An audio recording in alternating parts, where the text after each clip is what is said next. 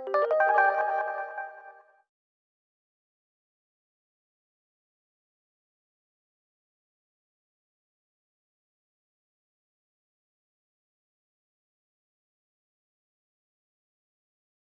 am not a physician or a biologist, not an expert in healthcare per se, but I do have experience in information technology and information policy, both areas that I think are very relevant for our discussion today. So, as I said, I'm not a doctor, I don't play one on TV. But I do want to talk about what will happen, what may happen in terms of privacy in the future world that we just heard about. So here's what I'd like to do. I'm going to talk first what my model of this future world is like. This comes from what people who actually know tell me. Then I want to apply to that future world and the question of privacy in it 4 ideas that come from information technology and from technology policy. The idea of connecting the dots, the distinction between possessing data and having permission to use it, the question of data brokers, people who gather, sell, collate information for a living, and finally the idea of the dark net, which is one of the biggest challenges we face. And finally, I'll say just a little bit about the politics of privacy and how that connects to where we're going. Okay, so first, my model of the future world.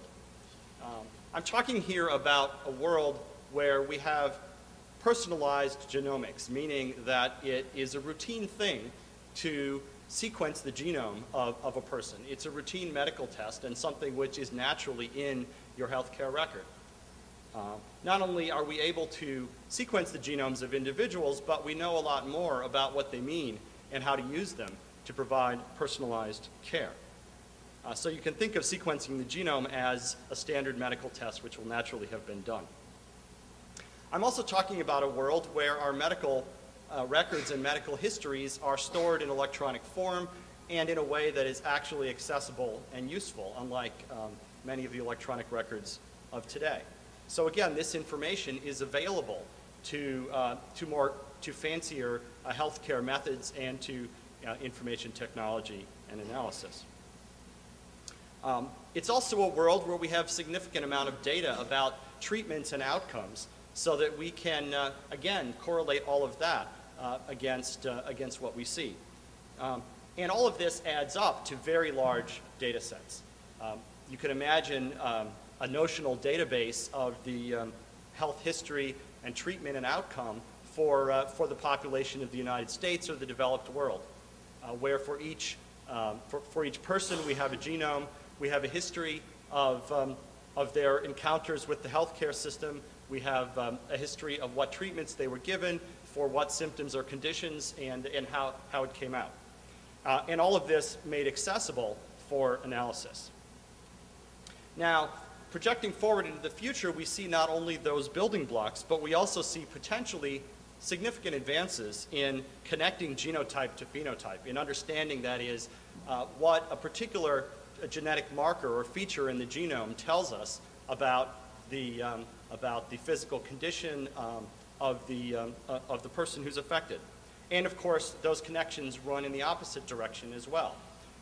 If genotype implies phenotype, then we can reason backwards as well if we do it carefully.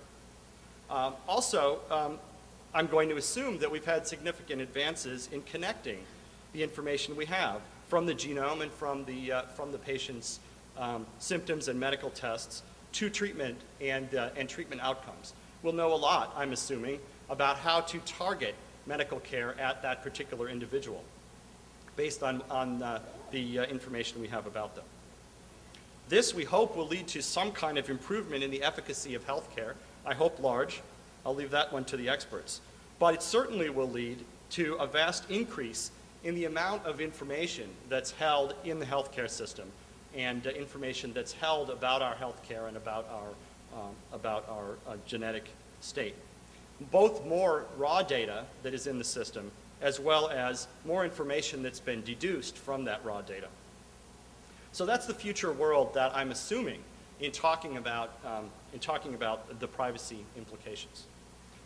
To some extent, what we face in that future is just an extension or maybe a sort of intensification of the healthcare privacy problems we have today. But I'm going to argue that there are some, that what we'll see is more than just more of the same. We'll see, I think, some very different effects starting to happen. And let me get on with that. So the first issue that I want to connect to privacy in this future world is connecting the dots, or in particular, machine learning technologies. We hear this term connecting the dots for the idea that you have a large amount of data which is out there, and you want to find those pieces of data that fit together and that can be linked together to deduce something interesting. We hear discussion of whether the government should have connected the dots in advance of 9/11, for example. Again, the idea, so much data, how can you find the connections that you really need to find? And we've seen, leaving aside the questions about the past, we have seen in the information technology, computer science world, really remarkable advances in the ability to operate on some large data sets and to make really interesting and non-obvious connections. And the way this operates is essentially a set of simple ideas compounded with the brute force power of fast and large computers. We start with a series of dots. The dots will be individual observations, and we move from there to deductions about probability.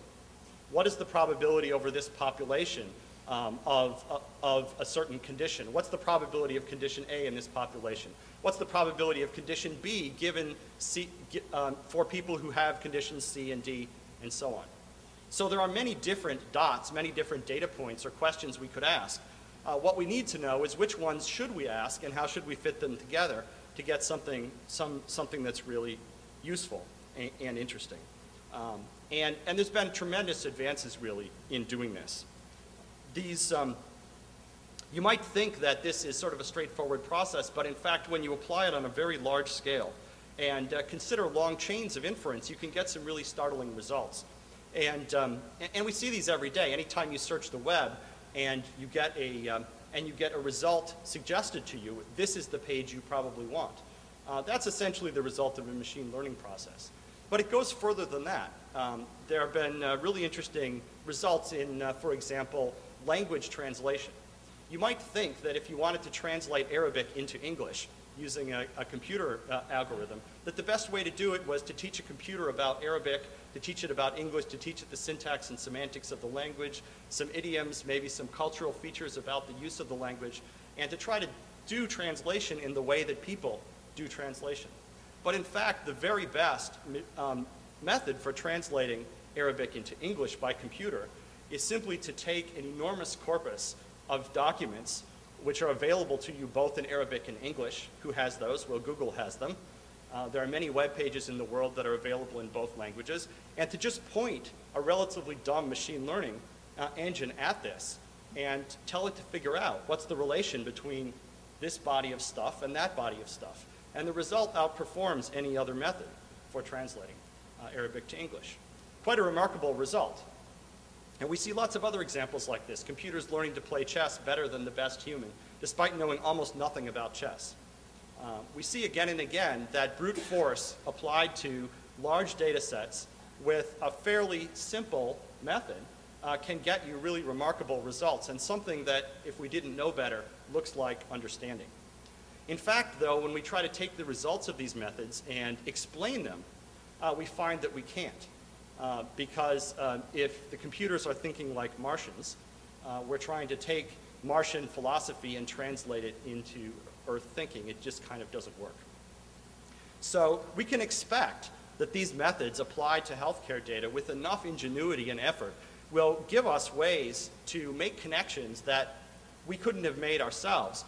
We couldn't have made unaided connections that are surprising and that we don't even necessarily understand how they were made. And yet, I believe that we will be able to make connections between genes and behavior, between genes and treatment, between genotype and phenotype in very indirect ways. Now, put together with that, the fact that there are a lot of correlations in genetic data. In particular, the fact that your genome is strongly correlated with those of your relatives. That means, for example, that if you want to know about my genome, you don't need to talk to me. You can sequence my wife's genome and my daughter's genome and my brother's genome, do some analysis, you'll know most of my genome. Now, if I tell you in addition that I'm 6 feet 2 inches tall and have brown hair and am allergic to cats, maybe that fills in the other information you need to figure out exactly which gene I got from the parent, from my parent, instead of which other gene. My point is that these things are strongly correlated, and the impact of looking at a particular individual extends beyond that individual and extends out sort of through the web of relationships. So we have large data sets. We have many correlations from genotype to phenotype. We can reason from genotype to phenotype. We can reason from phenotype to genotype. We can reason from my genotype to my relative's genotype and apply the computers of 20, 30 years from now to all of that, along with sophisticated machine learning methods. And you have a very powerful ability to make connections and to figure out things about people based on very little information that you collected directly from them. All of this, so more dots, the ability to connect the dots further, and you have a situation where the raw data on which all of this is built, it becomes very, very powerful. And this creates a strong appetite to collect the data and to analyze it and operate on it. People want to collect the data, they want to own the data. You want to be the one who holds this database. Which brings us to the next idea that I want to talk about, the choice between, or distinction between possession and permission. And to talk about this, I want to tell a hypothetical story. 20 years from now, I'm traveling in rural Tennessee, and I cut my hand. I have to go to the small town doctor to get my hand sewed up. Naturally, the doctor wants to not only sew my hand up, but to protect me against the possibility of infection. And this being the era of personalized health care, that treatment or prevention against infection will be personalized to me based on my personal characteristics, my health history, and also my genome. The doctor would like the doctor says, I'd like your genome, I'd like your DNA, because I want to run an analysis to figure out exactly what treatment to give you to prevent infection. Now, I certainly have no interest in having an infection, but I just met this doctor, and I'm never going to see this doctor again, and I'm well aware that my genome reveals a lot of information about me in this future world. So I'm not so eager to give this doctor my genetic information and let him do as he will. And so we compromise. The compromise is I will let the doctor ask a few questions about my genome, which I will answer, but I'm not going to hand the whole thing over. We've come, if I'm really careful, if I'm really distrustful perhaps, I'm going to insist that those questions that he asks about my genome are questions that have been recommended or vetted or approved somehow by the American Medical Association, by my health insurer, or by some kind of expert. In other words, I'm not going to give the doctor my genome. I'm not even necessarily going to give him carte blanche to ask questions or query my genome. I'm going to give limited permission for him to do just what he needs to do. Don't give possession of the data, just give permission to query the data. This applies, of course, in all kinds of other situations. Researchers would like to be able to crawl over the genetic data, the treatment data, and outcome data for everyone in the United States, everyone in the developed world, but the members of the public are not necessarily interested in giving that data to anyone who happens to be a professor of medicine or an employee of a big healthcare company. Researchers, again, may have permission to query data in particular ways. They may have to negotiate for that rather than having access to or ownership of the data.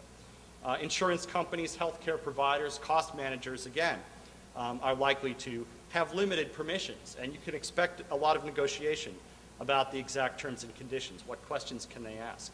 What can they do with the results?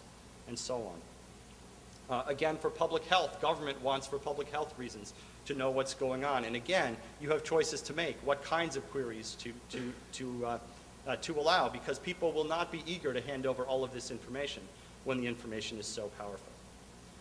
And so although it is tempting to look at this as a question of ownership, who's going to own the data, who's going to have the data, it's really more fruitful, I think, and more and a better match to what's likely to happen to ask questions about permission.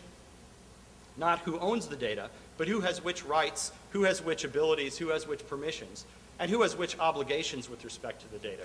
Because certainly if I give my data to that doctor, I'm going to insist that he accept certain obligations with respect to it, not to use it in certain ways, not to keep it beyond a certain date and time, and so on.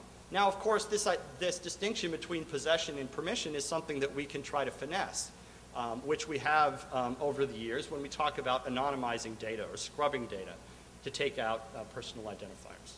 Now, this is something we do all the time when we have limited data sets. We want to be able to scrub out the personal identifying information so that the data can be given to researchers, public health officials, and so on, so that they can do what they need to do, but without endangering the privacy of the individuals. Well, this becomes much harder to do in an era where there is so much data, and we have such a powerful ability to reason from that data to other facts about the individual. If the researchers or the public health officials don't know what they're looking for in the genome, and when you use machine learning, advanced machine learning methods, you often have no idea what you're looking for. All you know is you're going to throw this data into the hopper and turn the crank, and the machine will find some kind of connection for you. Well, if you don't know exactly what you're looking for, and the data turns out to be very valuable, it's hard to figure out how to anonymize it. It's hard to figure out how to take out the part you don't need and really take out anything at all. The genome is both will be both the most valuable medical data and also the most personal of personal information. And I think it's very difficult to square that circle and think about how you can anonymize it. And so we're stuck, I think, with the very difficult problem of negotiating the terms and conditions under which people can access genetic and medical data. This is a problem on which information technologists are just starting to work. But I think we have a long way to go before we can do much that's really useful. The anonymization or scrubbing methods of the past really, I think, don't cut it anymore. Now, the third idea I want to bring in is the role of data brokers. And this is a topic in which we have a lot of experience, not all of it pleasant, in the current privacy wars. Not so much in the medical field as in privacy with respect to commercial data. All of us engage in commercial transactions all the time. Whenever we buy something with a credit card or a debit card, whenever we use a frequent flyer, frequent buyer, discount card, electronic coupon, or any of that, we're leaving a trail. And there's a very strong commercial drive to gather and exploit that data, which has led to the rise of large data brokers. Probably the best known data broker of this type is a company called ChoicePoint, which managed to stay below the radar for a long time, but has lately gotten into the news. And their business model is pretty simple. They're going to buy or gather all the data they can about these commercial transactions, and they're going to sell it, in theory, to those who need to know, but in practice to those who are willing to pay. And this is something that will be increasingly in demand with respect to data of interest for healthcare. Now, healthcare data per se is, of course, subject to its own set of privacy rules. But as we get better at connecting genotype to phenotype, that is, at connecting the genome, which is basically medical or healthcare information, to behavior and preferences in the real world, information that wasn't even gathered in the healthcare setting becomes useful and valuable and interesting for making deductions about things that are of healthcare relevance. And so it becomes more difficult, I think, to draw the line between personal information that relates to healthcare and that which doesn't. And so if for purely commercial data we saw this rise of information gathering, it's certainly something that's very plausible for information relevant to healthcare. You could imagine even attempts to gather, in whatever way it's lawful, genomic data about individuals, to collate it, to sell it, to provide a sort of genetic credit rating to individuals, for individuals, just as we see with companies like ChoicePoint. Now we're going to see some discussion of this. We're going to see people move toward this direction, limited by the healthcare privacy laws we have. But I think fears of this kind of behavior are going to drive a desire for regulation in this area. A desire for regulation which will surely be needed with respect to people who are gathering healthcare and healthcare relevant information for the wrong reason, but which may cause a lot of collateral damage to those who are trying to help. Nonetheless, there are limits to the effectiveness of even the best and most effective regulation we can have in this area, which brings me to the fourth idea of the darknet. Now, this is an idea that came out of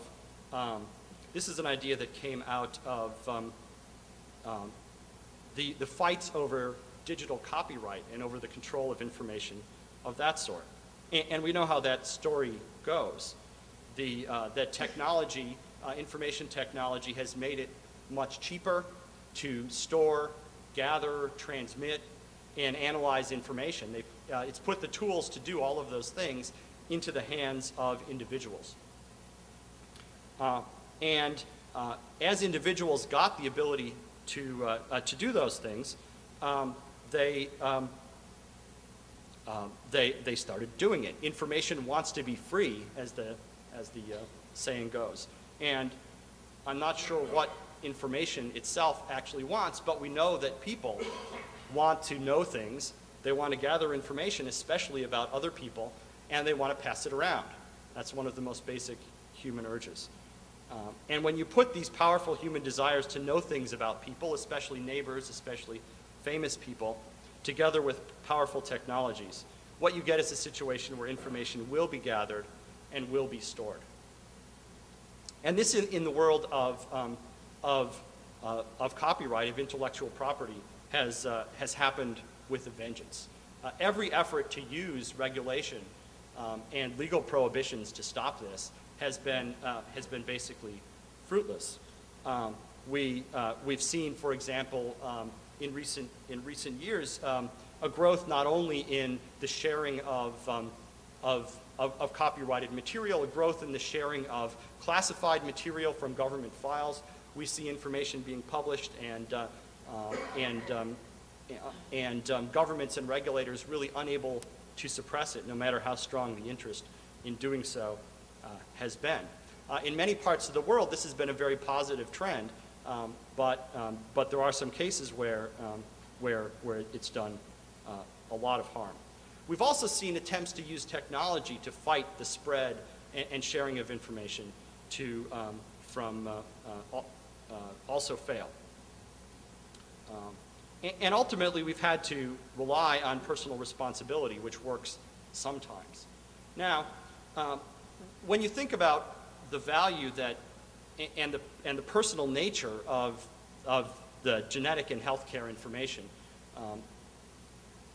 and you put that together with the idea of the darknet, that any individual who wants to will be able to publish and spread and analyze this information, I think you get to a really interesting spot. There's no doubt that in this future world, every one of the presidential candidates, every prominent politician, every celebrity would have had their DNA captured by somebody somehow by the genetic paparazzi trying to get hold of a little bit of something. And there are, of course, many ways to do this. It would be impossible for a person to maintain their own genetic information close and hold it closely. To the extent that we can perform medical tests cheaply on small amounts of tissues, on small amounts of blood or saliva, that is also something that could easily be done to a prominent person. And again, there would be not much that could be done by law or regulation or technology to stop this. And so you would see on the internet if we were in that future world now, you know you would see a detailed comparison of the relative merits of Hillary Clinton's genome against Barack Obama's genome, and whether the Republicans or the Democrats tended to have stronger genes indicative of leadership, and all of that. Extending as well to celebrities, but finally to really to all of us. The natural desire to know about our neighbors is very strong. And as this technology spreads, it becomes very difficult to stop. And that puts us into an interesting spot in terms of trying to understand how to regulate or control the use and spread of this information. We not only have to walk the tightrope between trying to differentiate those uses that are beneficial from those that are not, we also have to cope with the fact that whatever we say, whatever we try to prevent, we may be able to deter organizations, but we're unlikely to deter individuals from doing what they want with genetic information and medical information. And that, I think, is a feature of the future that we are just going to have to get used to. Now, of course, all of these ideas connect together. These are themselves dots that can be connected. The ability to analyze genetic data, to connect the dots, to reason from person to person, for example, applies just as well to the presidential candidate, to the celebrity, to the neighbor. I don't need to get the senator's DNA. I can get the senator's cousin's DNA, the senator's spouse's and child's DNA, and reason from there. I can observe that the senator, I can observe the physical characteristics of the senator and reason from there, and so on. A lot of information becomes available about all of us, which really, in many ways, does intensify the privacy questions that we face. Which brings me to the last piece of this, which is the politics of privacy. This is a topic on which not only the political system, but also the public has really been, I think, deeply confused and ambivalent. And there are really two paradoxes that we see in privacy politics. The first is the disconnect between what members of the public say and what they do when it comes to privacy. If you ask people, do you care about privacy? Do you care who knows this information about you? They say, oh yes, we care very much. This is important. People say privacy is important, but they act like privacy is not important. The same people who said, I don't want anyone to know what I eat. I don't want anyone to know where I shop, will in fact happily give away all of that information to the large grocery store chain in exchange for a 1% discount. We'll tell it often to a person who calls up and says, I'm doing a survey. People say that privacy is important, but they trade it away for almost nothing. And this leads to, and this connects to the second sort of paradox that we see in privacy politics, and that is the tendency of the pendulum to swing back and forth rapidly on the privacy point. Privacy policy in the U.S., compared to other places, and I think also by an absolute standard, has been relatively laissez-faire to leave information alone. Generally speaking, we're not allowed to intrude into other people's spaces to gather information about them, but whatever they reveal, except for some limited exceptions, of which the rules in healthcare have been different to some extent, but still, for the most part, the policy has been primarily a laissez-faire. If what people reveal can be shared, can be reported, can be used. On the other hand, we have these occasional eruptions of backlash, where people push back against particular incidents. Either the public gets angry about something, leading to a sort of point law being passed, or political officials become upset about something.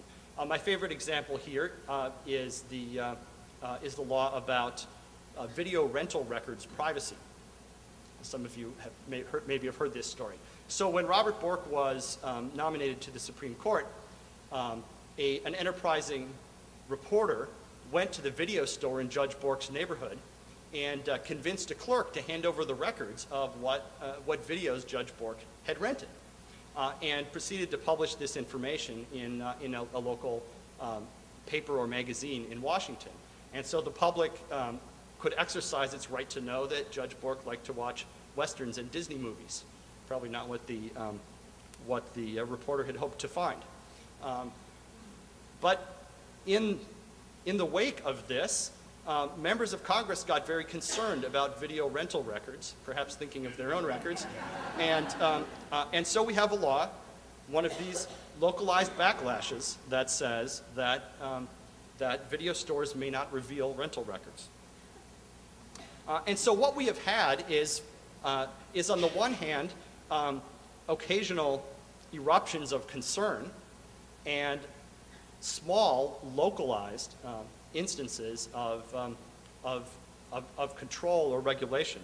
What we have not had really is a global picture, a global look at our privacy policy to understand what's going on, what makes sense, how can we possibly do this and that together, what are we trying to achieve, and so on. This has really not happened. We have not resolved these paradoxes. Whenever a privacy issue comes up, it seems to get entangled in grandstanding and to spin off, to be resolved by compromise and localized negotiation that nobody likes but everyone can live with. But as we push into this future of personalized genomics and personalized healthcare, these privacy problems are going to take on a different order.